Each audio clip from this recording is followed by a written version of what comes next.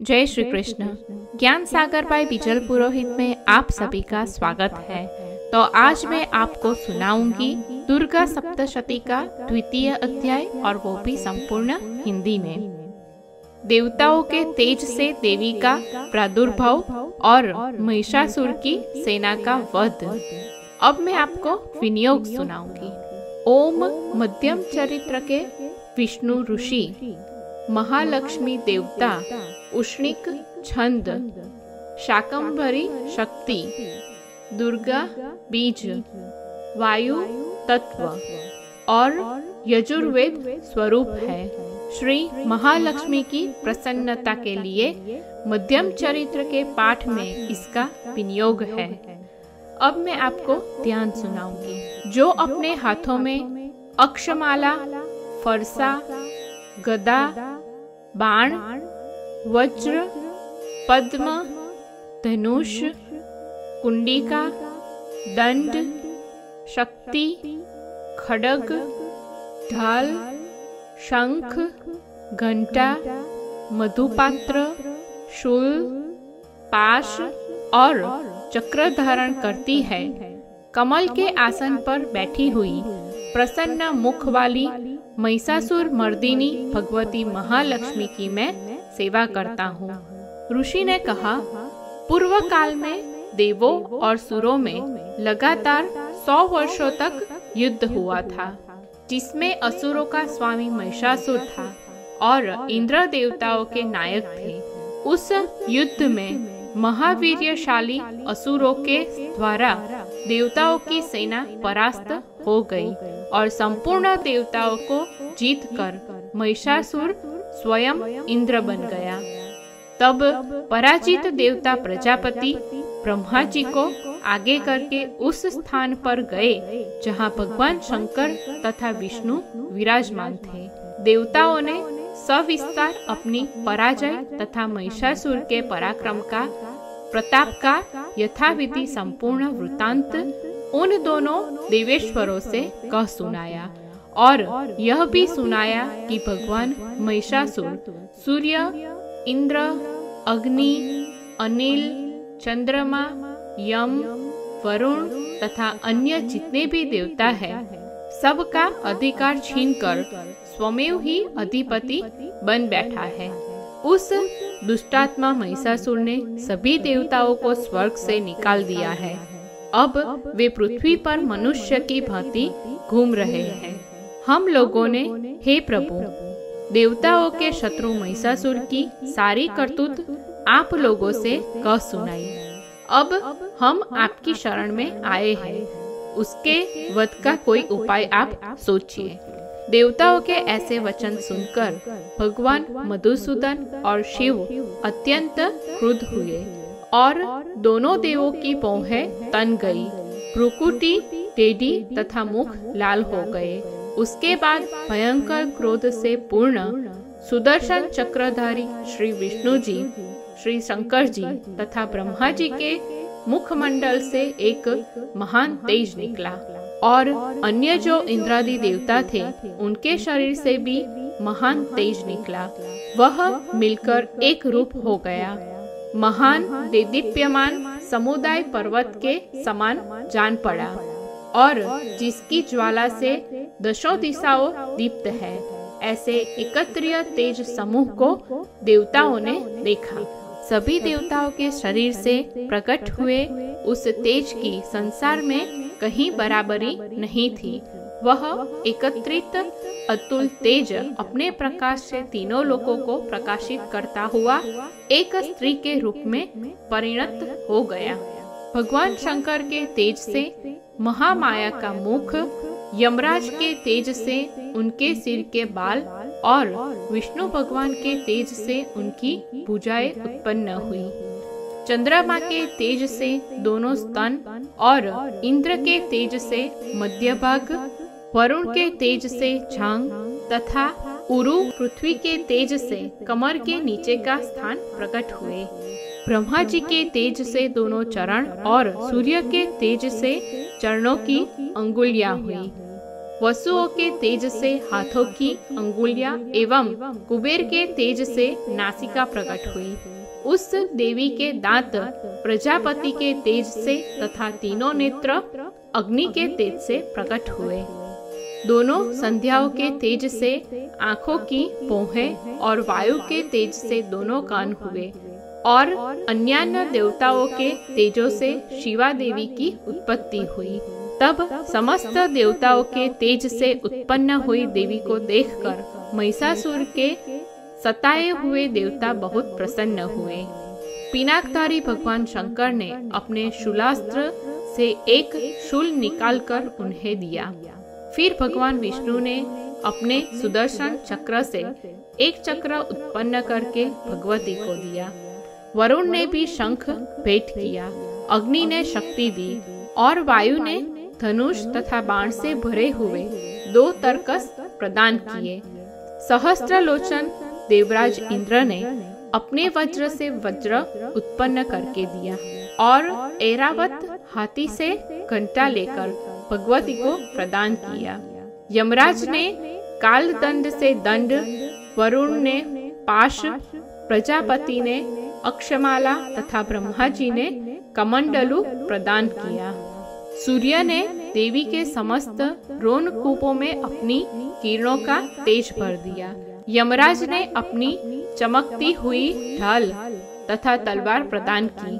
क्षीर समुद्र ने निर्मल हार और कभी पुराने न होने वाले 2 दिव्य वस्त्र दिए। अति मनोहर चूड़ामणि, 2 कुंडल और कड़े, मस्तक के लिए उज्जवल अर्धचंद्र, सब बाहुओं के लिए बाजूबंद, दोनों चरणों के लिए निर्मल पायल, गले के लिए सुंदर हार तथा सब अंगुलियों में पहनने के लिए रत्नों से बनी अंगूठियां दी। विश्वकर्मा ने उन्हें अत्यंत निर्मल फरसा दिया। साथ ही अनेक प्रकार के अस्त्र और अस्त्र शस्त्र से न छीनने योग्य कवच भी दिया। इनके अतिरिक्त सिर और वक्षस्थल पर धारण करने वाली, कभी न मुरझाने वाली कमलों की 2 मालाएं दी। समुद्र ने उनके सुंदर कमल का फूल प्रदान किया। हिमालय ने सवारी के लिए सिंह तथा अनेक प्रकार के रत्न भेंट किए। धनाध्यक्ष कुबेर ने मग से भरा पान पात्र दिया। सब शेषनाग ने जो इस पृथ्वी को धारण किए हुए हैं, महामणि तथा हीर कादि से जड़ित नागहार की माला उस देवी को अर्पित की। इसी प्रकार अन्य देवताओं ने भी अनेक अस्त्र शस्त्र तथा विविध आभूषणों के द्वारा उस देवी को सम्मानित किया, जिससे उन्होंने बारंबार उच्च स्वर से अट्टहास पूर्वक गर्जना की। उनकी भयंकर हंसी की ध्वनि से संपूर्ण आकाश मंडल गूंज उठा। देवी के उस भयंकर गर्जन से किया हुआ सिंहनाद कहीं समा न सका, जिससे सभी लोग क्षुभित हो गए और सारे विश्व में हलचल मच गई तथा समुद्र कांप उठे। पृथ्वी प्रकंपित होने लगी और समस्त पर्वत हिलने लगे। उस समय समस्त देवताओं ने अत्यंत प्रसन्नता के साथ सिंहवासिनी देवी की जय जयकार की तथा मुनियों ने भी भक्ति भाव से विनम्र होकर उनकी प्रार्थना की। समस्त तीनों लोगों को क्षोभग्रस्त देखकर असुरगण अपनी समस्त सेनाओं को अस्त्र शस्त्र से सुसज्जित करके युद्ध करने के लिए सहसा उठकर खड़े हो गए। उस समय राक्षसों के राजा महिषासुर ने बड़ी क्रोध में आकर कहा, यह क्या हो रहा है? फिर वह संपूर्ण असुरों के साथ उस सिंहनाद की ओर लक्ष्य करके दौड़ पड़ा और वहां उसने अपनी कांति तेज से तीनों लोकों को प्रकाशित आलोकित करती हुई उस जगन माता को देखा, जो अपने चरणों के भार से पृथ्वी को दबा रही थी। माथे के मुकुट से आकाश मंडल को चिन्हित कर रही थी तथा जो अपने धनुष की टंकार से समस्त पातालों को क्षुब्ध कर रही थी। देवी अपनी हजारों भुजाओं से समग्र दिशाओं को व्याप्त करते विराजमान हो रही थी। तदंतर देवी के साथ शूरद्वेषी तथा राक्षसों का युद्ध छिड़ गया। अनेक प्रकार के अस्त्र शस्त्रों के प्रभाव के चमक से संपूर्ण दिशाएं प्रकाशमान हो रही थी। उस युद्ध में चिक्षुर नाम का महायोद्धा महिषासुर का सेनापति था। चिक्षुर ने और चामर नामक असुर अन्य देवताओं की चतुरंगिणी सेना को लेकर देवी से युद्ध किया और उदग्र नामक महान योद्धा ने 60,000 रथियों को साथ लेकर भगवती से भयंकर युद्ध किया। महाहनु नामक राक्षस 1 करोड़ रथियों को लेकर और असिलोमा नाम का राक्षस जिसके रोए तलवार की तरह तीखे थे 5 करोड़ सैनिकों को लेकर युद्ध करने लगा। बाष्कल नामक दैत्य 7 लाख रथियों से युक्त युद्ध भूमि में देवी से युद्ध लड़ने लगा। परिवारित नामक राक्षस अनेक हाथी सवारों, घुड़सवारों, सैनिकों को लेकर और बिडाल नामक दैत्य 5 अरब सैनिकों से सुसज्जित होकर युद्ध करने लगा। इसके अतिरिक्त और दूसरे भी असुर करोड़ों की संख्या में रथ, हाथी और घोड़ा की सेना लेकर युद्ध करने लगे। उस संग्राम में परम ज्योति देवी के साथ युद्ध किया। इसके बाद कोटि कोटि परार्ध संख्या में रथ और घोड़ों से युक्त महिषासुर उस युद्ध में सम्मिलित हो गया एवं महिषासुर भी उस युद्ध क्षेत्र में करोड़ों हजार रथ, हाथी और सेना से घिरा हुआ खड़ा था। उस समय कोई दैत्य, तोमर, बिंदीपाल, शक्ति, कोई भूषल, कोई खड्ग, कोई परशु और कोई पट्टिश आदि अस्त्र शस्त्र के प्रहार द्वारा देवी को मारने का प्रयास किया। कुछ दैत्यों ने उन पर शक्ति का प्रहार किया तो कई राक्षस पास फेंकने लगे तथा बहुत से राक्षसों ने तो खड्ग प्रहार करके भगवती को मारने का प्रयास किया। उसके बाद उस चंडिका देवी ने उन शस्त्र अस्त्रों को अपने अस्त्र शस्त्रों की वर्षा द्वारा खेल खेल में असुरों के समस्त अस्त्र शस्त्रों को काट डाला। तब देवता और ऋषि लोग आकर स्तुति करने लगे और देवी उन असुरों पर अपने हथियारों का वार करने लगी और देवी का वाहन सिंह भी क्रोध में आकर गर्दन के बालों को हिलाने लगा। असुरों की सेना में इस प्रकार घूमने लगा मानो जंगल में दावानल फैला रहा हो। उस युद्ध स्थल में युद्ध करती हुई अंबिका देवी ने जितने श्वास छोड़े वे सभी श्वास तत्काल सैकड़ों हजारों गणों के रूप में प्रकट हो गए और परश, बिंदीपाल, खड्ग तथा पट्टिश आदि शस्त्रों द्वारा असुरों का सामना करने लगे। वे गण देवी की शक्ति से भरे हुए देवी के सामर्थ्य के द्वारा उत्कर्ष को प्राप्त करते हुए समस्त असुर गणों को मारते हुए नगाड़ा और शंख आदि बजाने लगे। उस युद्ध महोत्सव में दूसरे गणों ने मृदंग बजाए। उसके बाद देवी ने त्रिशूल से, गदा से, शक्ति नामक शस्त्रों की वर्षा से और खड्ग आदि के द्वारा सैकड़ों महादैत्यों का संहार कर डाला। कितनों को घंटे के भयंकर नाद से मूर्छित कर गिरा दिया। बहुत से राक्षसों को पास से बांधकर पृथ्वी पर घसीटा। कितने ही दैत्य उनकी तीखी तलवार की घात से 2-2 टुकड़े हो गए। कितने ही दैत्य गदा की चोट से घायल होकर पृथ्वी पर पाथे गए गोबर के समान सो गए और कितने ही बारंबार मुसल की मार से आहत होकर रक्त वहन करने लगे और कितने तो वक्षस्थल में त्रिशूल की चोट के घाव से छेद हो जाने पर पृथ्वी पर ढेर हो गए। कुछ दैत्य निरंतर बाण समूहों की वृष्टि के कारण उस रण प्रांगण में पड़े रहे। बाज पक्षी की तरह दूसरे पक्षियों को झपटने वाले तथा देवताओं को पीड़ा देने वाले कितने ही दैत्यगण अपने प्राणों से हाथ धोने लगे। कितनों की बाहें छिन्न भिन्न हो गई तथा कितनों की गर्दनें कट गई। कितनों के सिर कटकर पृथ्वी पर गिरने लगे।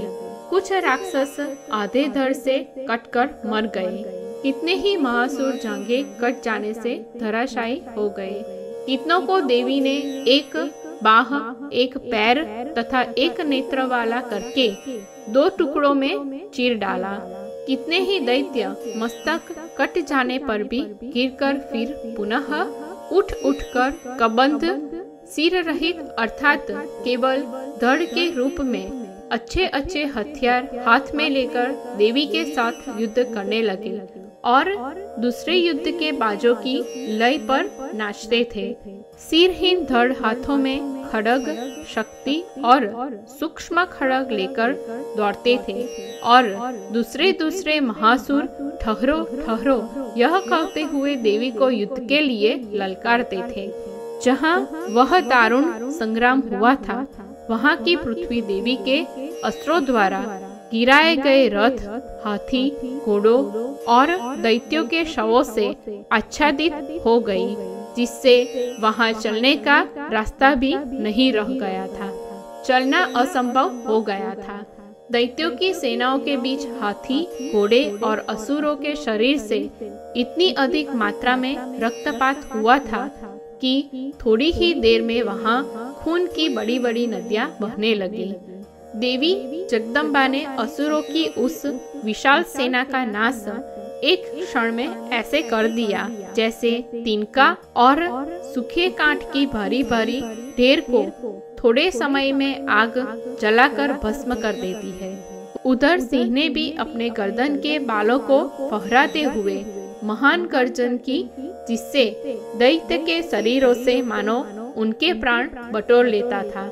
वहाँ देवी के गणों ने भी उन महादैत्यों के साथ ऐसा युद्ध किया कि जिससे प्रसन्न होकर आकाश में स्थित देवतागण अत्यंत संतुष्ट हुए और पुष्प बरसाने लगे। तो इसी प्रकार हमारा द्वितीय अध्याय यहाँ पर संपूर्ण हुआ। तो यह था हमारा आज का विषय और वीडियो। हमारा आज का विषय और वीडियो आपको कैसा लगता है हमें जरूर बताइए और अभी तक हमारी चैनल को सब्सक्राइब नहीं किया है तो जल्द से जल्द हमारे चैनल को सब्सक्राइब कीजिए। आप सभी का धन्यवाद। जय श्री कृष्ण, जय माता दी, जय माँ दुर्गे।